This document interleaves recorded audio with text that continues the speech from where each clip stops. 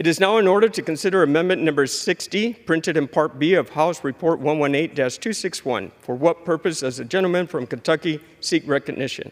Mr. Chair, I have an amendment at the desk. The clerk will designate the amendment. Amendment number 60, printed in Part B of House Report number 118-261, offered by Mr. Massie of Kentucky. Pursuant to House Resolution 838, the gentleman from Kentucky, Mr. Massie, and a member opposed, each will control 5 minutes. The chair recognizes the gentleman from Kentucky. Mr. Chair, I rise in support of my amendment, which states none of the funds made available by this act may be used to implement Section 24220 of the Infrastructure Investment and Jobs Act. My amendment is simple. It will defund the federal mandate that requires all new vehicles after 2026 be equipped with a kill switch that can disable a vehicle if the vehicle has monitored the driver's performance and that the vehicle determines that the driver is not performing well. It's so incredible that I have to offer this amendment. It almost sounds like the domain of science fiction, dystopian science fiction, that the federal government would put a kill switch in vehicles that would be the judge, the jury, and the executioner on such a fundamental right as the right to travel freely. But here we are. It is federal law that this is mandated, and so I am offering this amendment to defund this mandate. And with that, I reserve the balance of my time. Gentleman reserves. For what purpose does the gentleman from Illinois seek recognition? Mr. Chairman, I claim time in opposition. The gentleman is recognized. Mr. Chairman, I yield 1 minute to the gentleman from Florida, the ranking member of the Military Construction and Veterans Affairs Subcommittee, Ms. Wasserman Schultz. The gentlewoman is recognized. I thank the gentleman for yielding. I actually need 2 minutes, if that's possible, Mr. Chairman. We'll do 2 minutes, Mr. Chairman. Thank you. The gentlewoman is recognized. Thank you very much. Lobbying in mid-sentence. I rise in opposition to this amendment. Let me be clear. The act that the gentleman is trying to defund does not require auto manufacturers to install kill switches. It does not do that. Passive drunk driving technology is a vital tool in safeguarding our loved ones and other innocent people on our roads. This new technology offers a lifeline of hope to not only save lives, but to prevent the lifelong emotional toll and gargantuan costs these accidents inflict on families. Deadly drunk driving accidents can echo across generations, but we can seize this opportunity to stop such tragedies.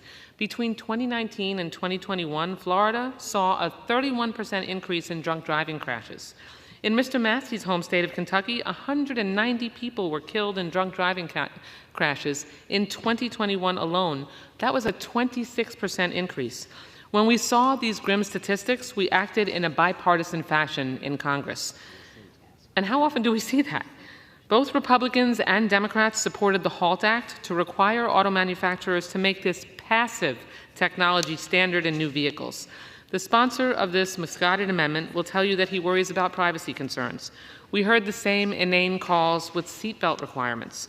But you don't have a right to engage in potentially fatal behavior that we know poses a major health threat to public safety. Passive drunk driving technology is pro-police.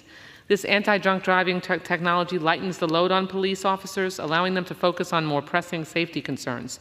The importance of this technology goes far beyond statistics. It's about saving lives, preventing heartbreak, and making our roads safer. It's a passionate call to action to prevent alcohol-impaired driving from shattering the lives of those we hold dear. This amendment, I understand, was dubbed the Kill Switch Amendment, and it does not require a kill switch. It simply requires passive technology to help us prevent drunk driving. In the name of the 406 people that were killed by a drunk driver in my own state of Florida last year alone, I urge my colleagues to vote no on this amendment. Let's take steps to reduce deaths due to drunk driving, not increase them. Thank you. I yield back the balance of my time. Gentleman reserves. Gentleman from Kentucky is recognized. Drunk driving is a serious problem. That's why 31 states already have a law to implement interlock ignition technology, where if you've been convicted of a DUI, that you have to pass this test in order to operate your vehicle. But this federal law that I seek to defund goes far beyond that, and I regret that I have to spend some of my time reading the law to the other side of the aisle, but I will do that.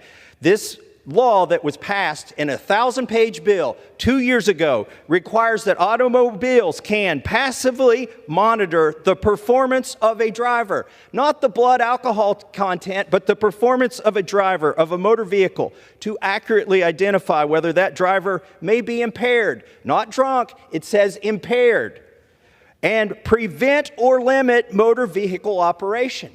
That's a kill switch. Now, the question is, how much time do you have once your dashboard tells you that it doesn't approve of your driving? What if you're a single mother and you're out in bad weather and you're trying to avoid some obstacles, ice perhaps, and you've swerved 3 times, and your dashboard says, swerve 1 more time, and you're going to be put over to the side of the road, that you'll have 100 yards to park this vehicle in the middle of nowhere with your children in the back seat. This isn't some fantastical scenario. This is what will happen if this is implemented. And this is the law. I have read it to you here. Now, you maybe should have read it 2 years ago when you all voted for it on that side of the aisle, but it wasn't a bill that was 1,039 pages long. So I can understand how you don't know what the law has in it, but I've read it to you. And with that, I reserve the balance of my time. Member is reminded to direct his remarks to the chair. Gentleman from Illinois is recognized. Thank you, Mr. Chair. I yield 1 minute to the gentlewoman from Illinois, Ms. Schakowsky. The gentlewoman is recognized. Thank you, Mr. Chairman. More than 10,000 people die every year from drunk driving crashes. Drunk drivers are 7 times more likely to be involved in a fatal crash than a sober person. So you would think that the Republicans would want to do something about it. Democrats have done something about it and said that NHTSA now will have drunk driver prevention technology. You know, this technology has the potential of saving thousands of lives. And I don't see that you're agreeing that we should be saving those lives, and I would say we should all vote against the Drunk Driver Protection Act. And I yield back. Gentleman reserves his time. Gentleman from Kentucky is recognized. May I inquire as to how much time I have remaining? And has 2 minutes remaining. Well, we actually don't know how this technology is going to work, and they don't know over at the DOT either, because we've sent a letter to them that they haven't responded to yet, asking them, will this have cameras inside the car? Will it monitor your eyes to see if you're focused on the road? Will it have cameras on the outside of the car? How will it know what your performance is relative to the road that you're driving on if it doesn't, in fact, know which road you're driving on? Will it need to know where you are when you are driving? If so, who has access to this data? Who has access to those cameras? Will the Fourth Amendment be followed? Will you require a warrant for your insurance company to access this data? Will you require a warrant for the government to access this data? Once your car's been disabled and now you're on the side of the road with your children in it for reasons you don't understand, how long until the police show up? Or what if you truly are disabled and you're over to the side of the road? Does anybody show up? How long do you have to get out of the vehicle? Who decides when your vehicle kill switch is disabled and you get to drive again? Who's going to adjudicate that on the side of the road? What if it's rush hour traffic? What if you know you've already got points against you according to your dashboard and it's monitored your performance, and now there's somebody's pet in the road? Do you swerve to miss it and get your car disabled? What if there's an emergency vehicle approaching from behind you and you know the right thing is to swerve off the road and let that vehicle pass? What after you've done that 3 times and now your car says do it 1 more time and we're going to leave you on the side of the road? This is in the law. This will become law in 2026, every vehicle manufactured after that. And it's not about drunk driving. If it were, it would just be about blood alcohol content. This law has far more than that in it. It violates the Fourth Amendment. It violates so many amendments. It violates things that are so fundamental to our rights. They're not even in the Constitution, like the right to travel. And so I urge support of this amendment. It will defund the law that was passed 2 years ago that the other side of the aisle doesn't even know exists. And I yield back.